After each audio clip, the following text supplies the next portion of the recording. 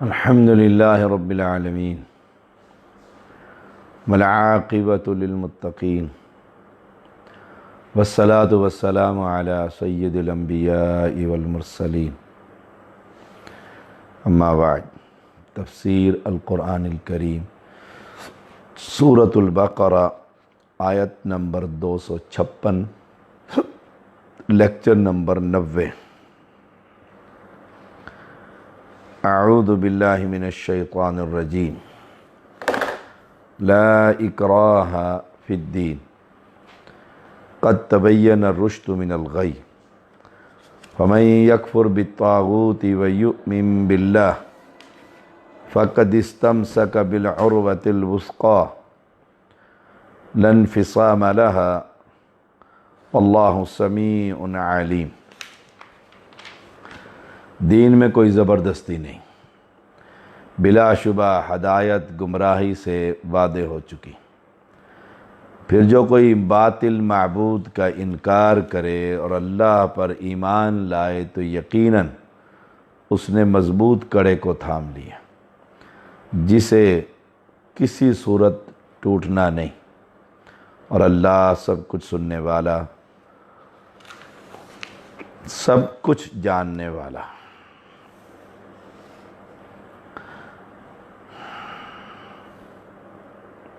اس آیت کریمہ میں لا اکراہ فی الدین، دین میں زبردستی نہیں۔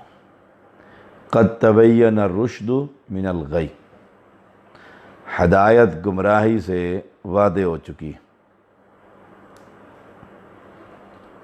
اللہ تعالیٰ نے قرآن مجید بھیج کر اور رسول اللہ صلی اللہ علیہ وسلم کو امام الانبیاء بنا کر ہدایت کو واضح کر دیا دلائل کے ساتھ، قرآن مجید کی آیات کے ساتھ، آپ صلی اللہ علیہ وسلم کی احادیث مبارکہ کے ساتھ۔ گمراہی سے ہدایت واضح ہو چکی ہے۔ کوئی شخص یہ نہیں کہہ سکتا مجھے قرآن مجید سے ہدایت نہیں مل رہی۔ دل کھوٹا ہے، ایمان کھوٹا ہے۔ تعصب کے عنق کو توڑ کر اللہ کے قرآن مجید کی تلاوت کر، اس میں کوئی شک نہیں ہے۔ ہدایت گمراہی سے واضح ہو چکی ہے۔ شرک ہے۔ اللہ تعالیٰ نے شرک اور شرک کرنے والوں کے بارے میں قرآن مجید میں کثرت سے آیات نازل فرمائی ہیں۔ رسول اللہ صلی اللہ علیہ وسلم کی اطاعت و فرما برداری پر کثرت سے آیات نازل فرمائی ہیں۔ تو قد تبین الرشد من الغی، بلا شبہ ہدایت گمراہی سے صاف واضح ہو چکی ہے۔ لا اکراہ فی الدین، اس پر کل ہم گفتگو کر چکے ہیں۔ آج گفتگو ہے کہ ہدایت کیا ہے۔ ہدایت کیا ہے؟ اللہ کی عبادت، اللہ کی توحید پر ایمان۔ گمراہی کیا ہے؟ شرک اکبر، قبروں کی عبادت۔ ہدایت کیا ہے؟ اللہ کا تعارف، داتا، دستگیر، رنج بخش، گنج بخش، وہ کون ہے؟ یہ تعارف ہے اللہ تعالیٰ کا، یہ ہدایت ہے کہ وہ ایک اللہ ہے۔ گمراہی کیا ہے؟ کہ اللہ کی مخلوق کی فوت شدہ انسانوں کو اپنا داتا اور دستگیر مان، یہ گمراہی ہے۔ اللہ نے ان دونوں کو واضح کر دیا کہ یہ گمراہی ہے۔ آدمی اس وقت تک نہیں بچ سکتا جب تک باطل کا علم نہ ہو۔ باطل سے کیسے بچے گا جب اسے پتہ ہی نہیں کہ معبودان باطلہ کون ہے؟ اس لیے پہلے لا الہ سب کی نفی ہے کہ کوئی الہ نہیں۔ دنیا کے اندر جتنے اللہ کی مخلوق میں سے بنائے ہوئے لوگوں نے سب کی نفی کر دی۔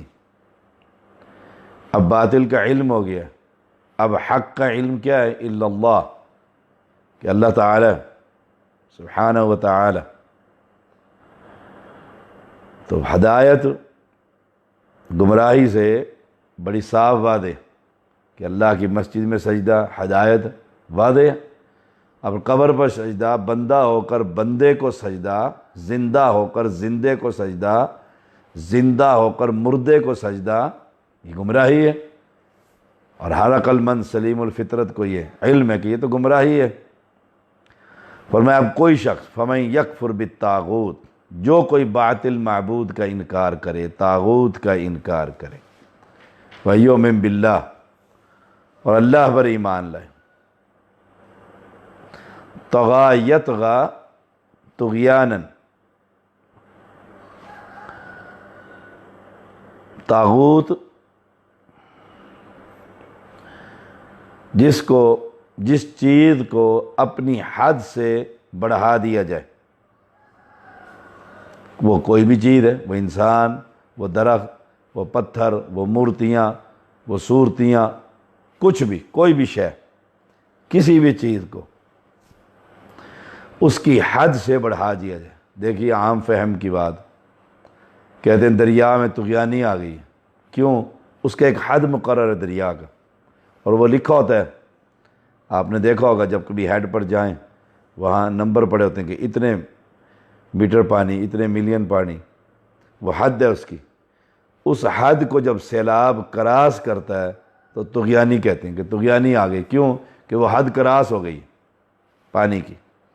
ایسے ہی کسی بھی چیز کو اس کے حد سے بڑھا دیا جائے تو وہ طاغوت ہے۔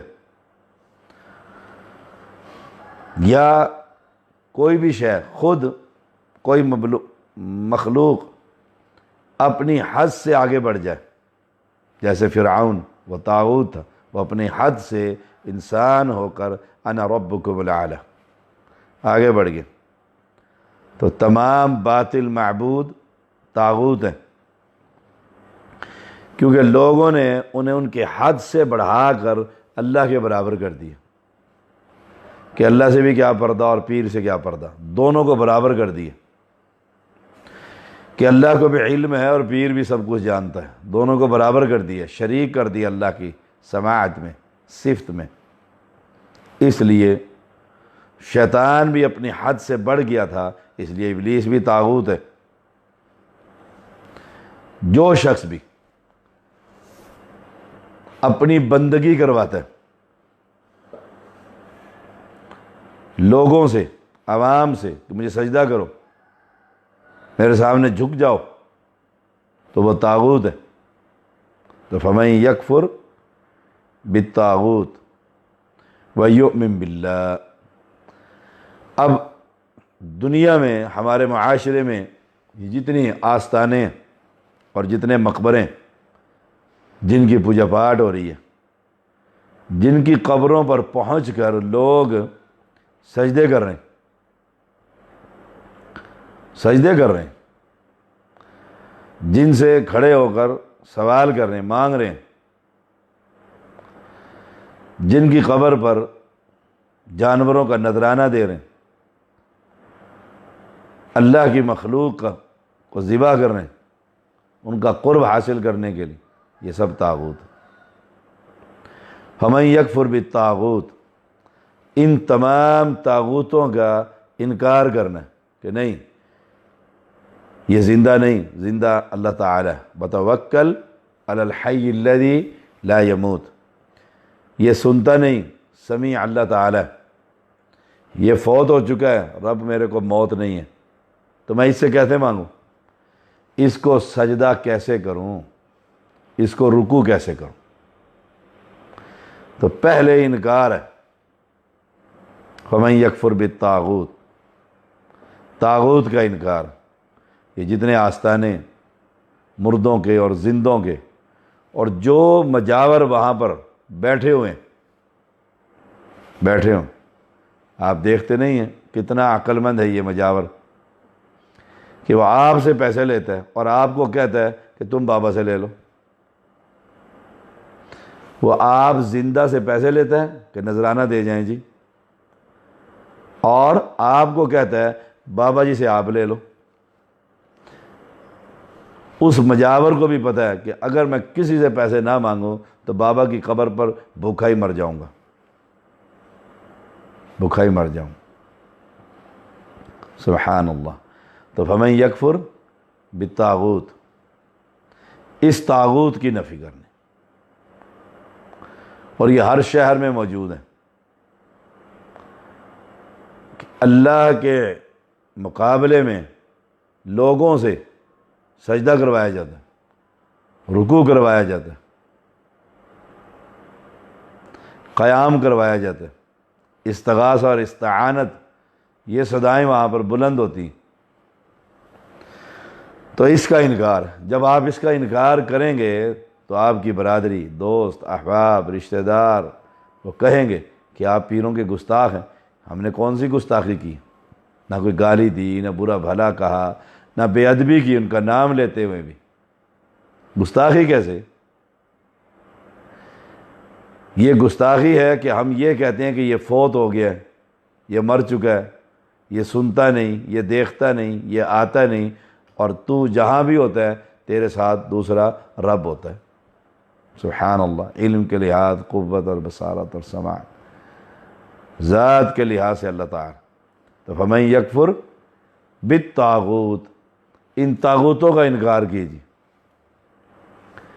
ان طاغوتوں کا انکار کیجیے۔ اور آپ کو ان طاغوتوں کے پجاری، کسی نے بابے کے نام کا چھلا پہنا ہوا، کسی نے کڑا پہنا ہوا، کسی نے جوتی لٹکائی ہوئی ہے، کسی نے حسین کا فقیر بنا ہوا ہے، کوئی علی کا ملنگ بنا ہوا ہے۔ سبحان اللہ۔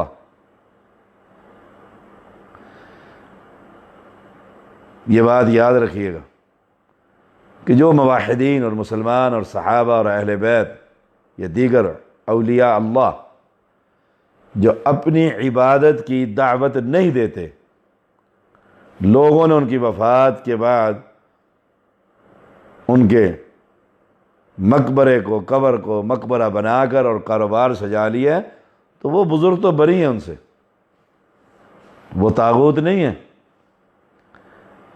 کیوں؟ انہوں نے یہ دعوت ہی نہیں دی، دعوت ہی نہیں دی۔ ان کی دعوت عقیدہ توحید کی دعوت تھی۔ علی رضی اللہ تعالیٰ فرماتے ہیں ابو الحیاء جسدی کو، میں تجھے اس کام پہ نہ بھیجوں جس کام پر رسول اللہ صلی اللہ علیہ وسلم نے مجھے بھیجا۔ فرمایا بھیجیے۔ فرمایا تجھے ایک بالی سے اوپر کوئی قبر نظر آئے ڈھا دو۔ یہ ہے اسلام اور توحید اور عقیدہ۔ تو فمن یکفر بالطاغوت، یہ جو دنیا کے اندر یہ مقبرے بنے ہوئے اور پوجا پاٹ ہو رہی ہے، اور وہاں زندہ بیٹھے ہوئے ہیں ہزاروں کے حساب سے مجاور اور ذمہ داران، اور محکمہ اوقاف کے تحت وہ سب کچھ چل رہا ہے۔ اللہ اکبر۔ اور میں ان سب کا انکار کر دوں۔ انکار کرنے کے بعد یہ کوئی بے ادبی نہیں ہے کہ میں تمہیں انسان مانتا ہوں، مشکل کشا نہیں مانتا، یہ کوئی بے ادبی نہیں۔ میں تمہیں انسان مانتا ہوں، عالم الغیب نہیں مانتا، یہ کوئی بے ادبی نہیں۔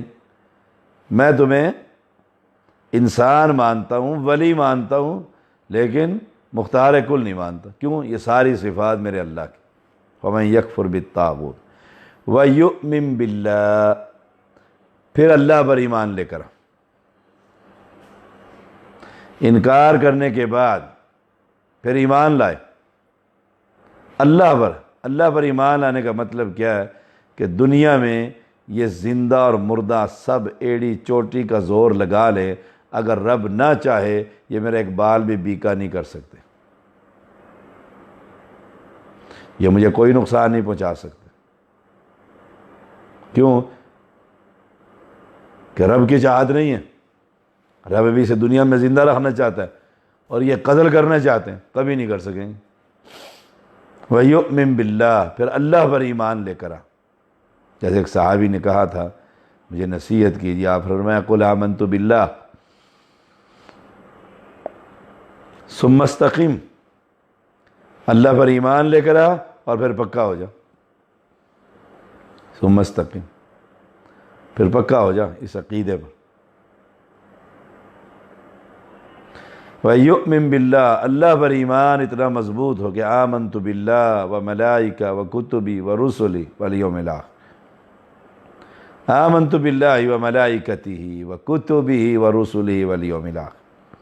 تو وَيُؤْمِن بِاللَّهِ، میرا اللہ پر ایمان ہے کہ شفا اللہ دیتا ہے، میرا اللہ پر ایمان ہے کہ اولاد اللہ دیتا ہے، میرا اللہ پر ایمان ہے کہ حفاظت اللہ کرتا ہے، میرا اللہ پر ایمان ہے کہ زمین اور آسمان کو اس نے تھاما ہوا ہے، میرا اللہ پر ایمان ہے کہ وہ مجھے رزق دیتا ہے، میرا اللہ پر ایمان ہے کہ وہ عزت اور ذلت دینے والا، جس کو چاہے ذلیل کر دے اور جس کو چاہے عزت عطا فرما دے۔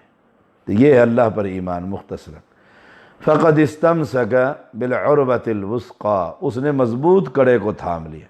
وہ مضبوط کڑا کیا ہے؟ عقیدہ توحید۔ وہ مضبوط کڑا کیا ہے؟ عقیدہ توحید۔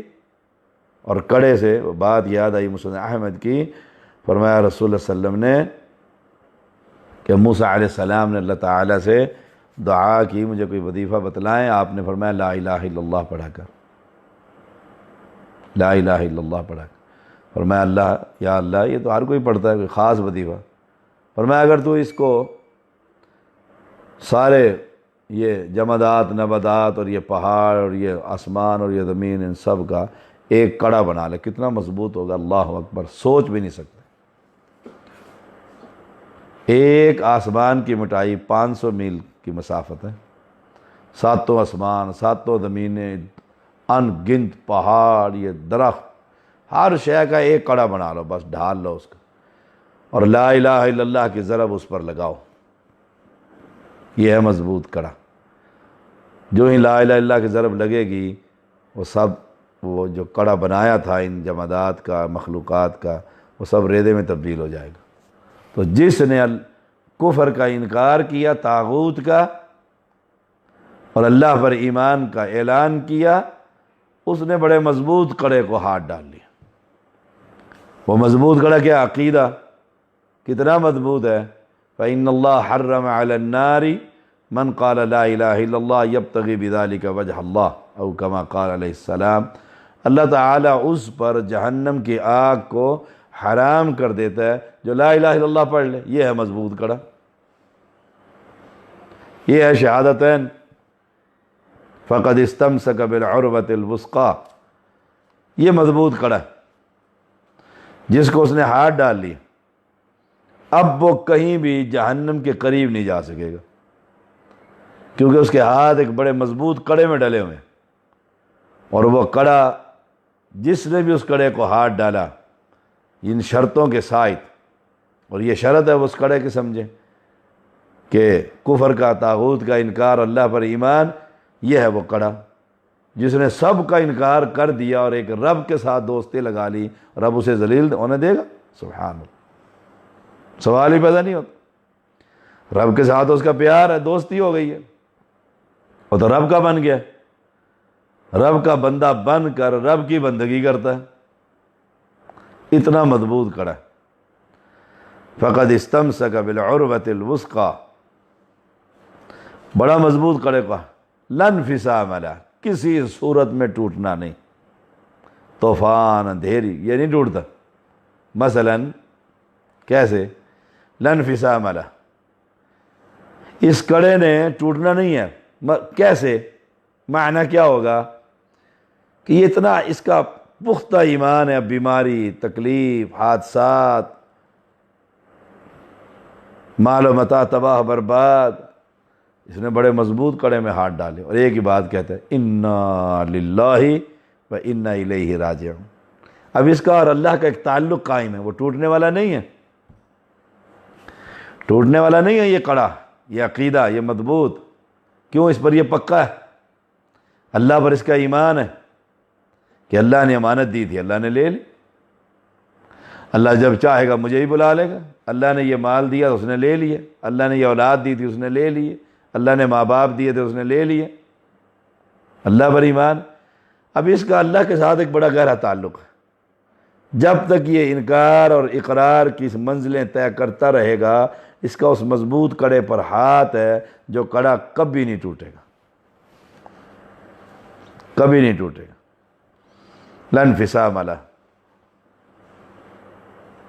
ہم اس مضبوط کڑے کو ہاتھ نہیں ڈالتے، ہم کہتے ہیں جانے یا علی، ہم کہتے ہیں جانے یا حسین، ہم کہتے ہیں جانے غوث اعظم، جانے پیر میر علی شاہ صاحب، جانے امام بری پیر عبداللطیف شاہ، ہم تو اس کڑے کو ہاتھ نہیں ڈال رہے، طاغوت کا انکار ہی نہیں کر رہے۔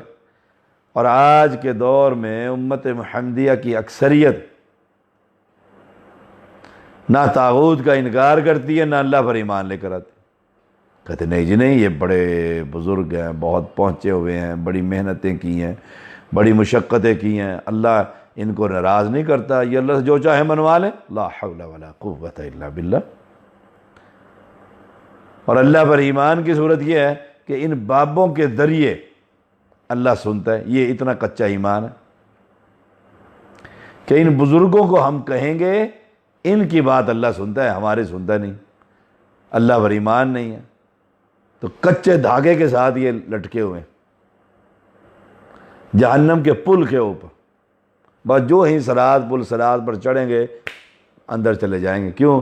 اللہ سے تعلق ہی نہیں، اس مضبوط کڑے کو ہاتھ نہیں ڈالا، عقیدہ توحید کو، عقیدہ رسالت کو، یہ دنیا کے بنائے ہوئے اماموں کو ہی تلاش کرتے رہے،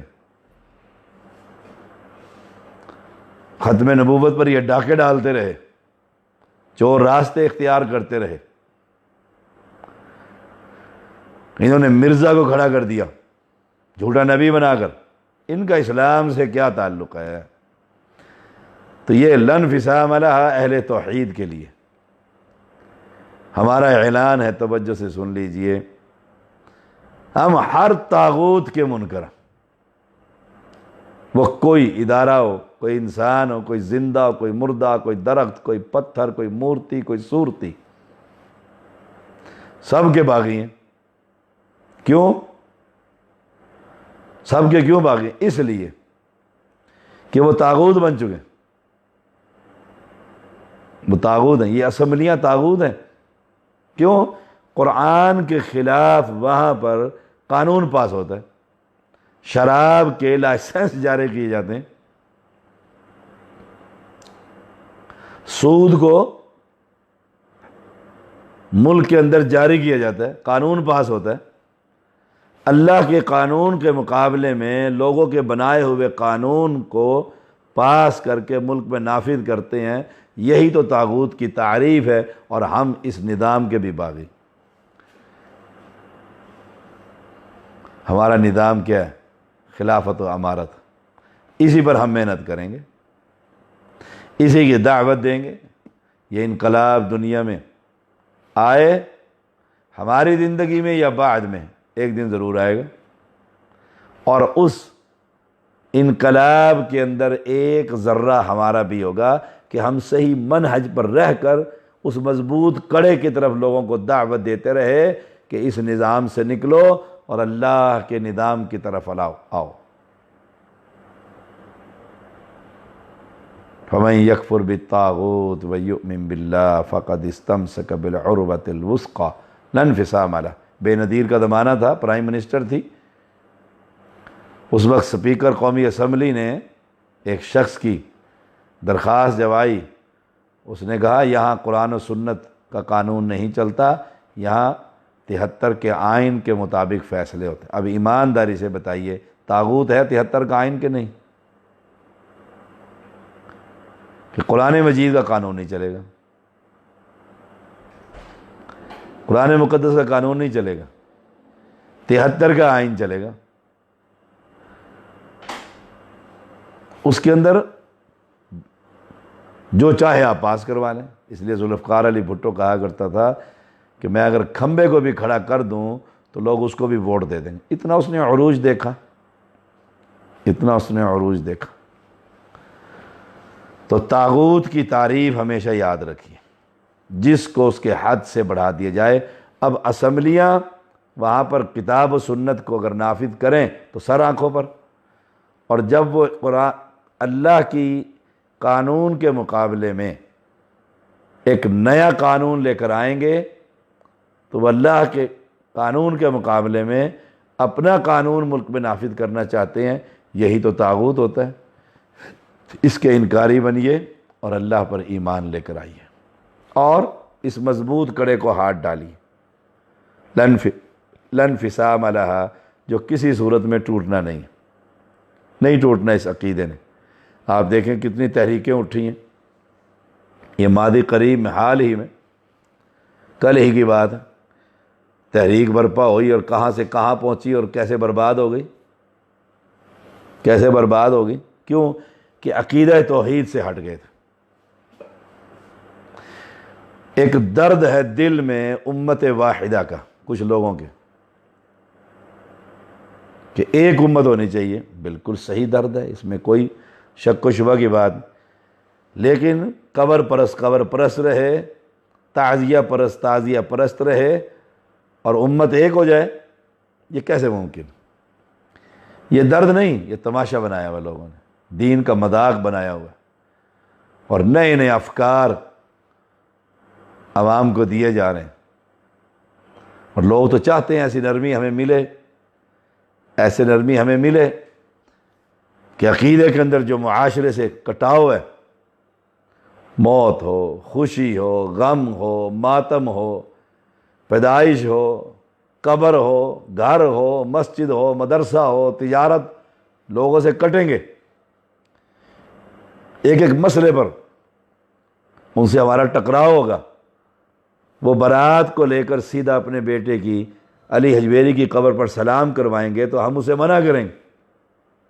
یہ ٹکراؤ جب ہوگا تو امت واحدہ وہ ہوگی جو ابراہیم علیہ السلام کی سنت کے مطابق ان لوگوں سے علیحدہ ہو جائے گی، ان کو ساتھ بھی لے کر چلیں اور امت واحدہ بھی بنے، گندے عقیدے کے ساتھ۔ یہ مضبوط کڑا نہیں، یہ ایسا ہی کڑا ہے کہ دو آدمیوں نے تحریک کھڑی کی اور آسمان کی بلندیوں تک انہوں نے دیکھا اور پھر دھڑام سے نیچے گر گئی، کیونکہ عقیدے کی اس میں خرابیاں آ گئی تھی، عقیدے کو پیچھے رکھ دیا تھا اور ایک اسلام کے ایک جز جہاد کو آگے رکھ لیا تھا، سب کچھ ہی جہاد سمجھ لیا تھا، عقیدہ ختم کر دیا تھا۔ لانفصام علیہ، یہ ایسا مضبوط کڑا ہے، اور یہ مضبوط کڑا صحابہ نے اس مضبوط کڑے کو بنایا، اپنایا اور ہاتھ ڈالا، جنت میں پہنچ گئے۔ دنیا میں چلتے تھے تو جنت میں قدموں کی آواز نبی پاک سنتے تھے، رضی اللہ عنہم ورضوا عنہ کی صدائیں دنیا میں اللہ نے بھیج دی۔ کیوں؟ کہ اللہ پر ایمان اتنا مضبوط تھا کہ اپنے ہاتھوں سے وہ مورتیاں، وہ صورتیاں، وہ دیوتیاں سب کچھ اٹھا کر ٹکڑوں میں تبدیل کر دی۔ اللہ سمیع علیم، اللہ تعالیٰ سننے والا ہے، وہ سمیع ہے، علیم خوب جاننے والا ہے، سب کچھ سنتا ہے، سب کچھ سنتا ہے، کوئی پوشیدہ چیز ایسی نہیں جو نہ سن سکے، یعلم السر و اخفی، مخفی سے مخفی چیز کا بھی اللہ کو علم ہے، بعد میں کرو گے وہ پہلے ہی جان لیتا ہے کہنے کیا لگے، ایسا سمیع ہے۔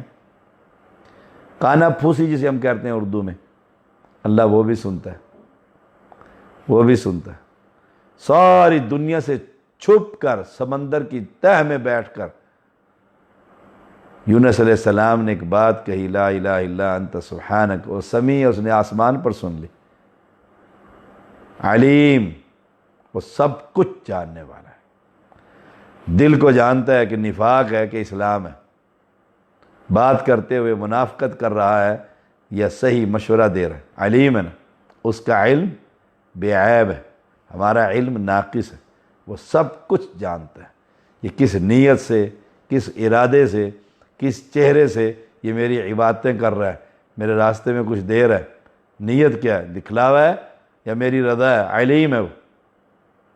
ہم عبد العلیم ہیں، عبد السمیع ہیں، اس کے بندے ہیں، سمیع کے اور علیم کے، جو ایسا سنتا ہو کہ کالی رات، کالی پہاڑی، کالی چیونٹی وہ اس کی تہ میں چل رہی ہے، وہ عرش معلیٰ پر اس چیونٹی کے قدموں کی چاپ بھی سن لیتا ہے، بابا نہیں سن سکتا، پیر اس چیونٹیوں کو مسل کر چلا جاتا ہے آگے، اللہ اکبر، اس کی چاپ بھی وہ سن لیتا ہے، ایسا سمیع، ایسا علیم ہے کہ یہی چیونٹی کمر کے بل لیٹ کر چھوٹی چھوٹی ٹانگیں اٹھا کر کہتی ہے، اللہ ہم بھی تیری مخلوق میں سے ایک مخلوق ہے، آسمان سے پانی برسا دے۔ سلیمان علیہ السلام اس چونٹی کی یہ بات سن کر، کیونکہ اللہ نے ان کو یہ معجزہ دے رکھا تھا، وہ ہر پرندے چرند چونٹی ہر شے کی بولی جانتے تھے، کہا اپنی فوجوں کو واپس چلو، اللہ اس چونٹی کی سن کر تم پر بارش برسانے والا ہے۔ وہ جانتا ہے اللہ کہ ان کو ضرورت ہے اس چیز کی۔ اللہ کریم ہمیں اس مضبوط کڑے کو ہاتھ ڈالنے کی توفیق عطا فرمائے۔ وآخر دعوانا الحمدللہ رب العالمین۔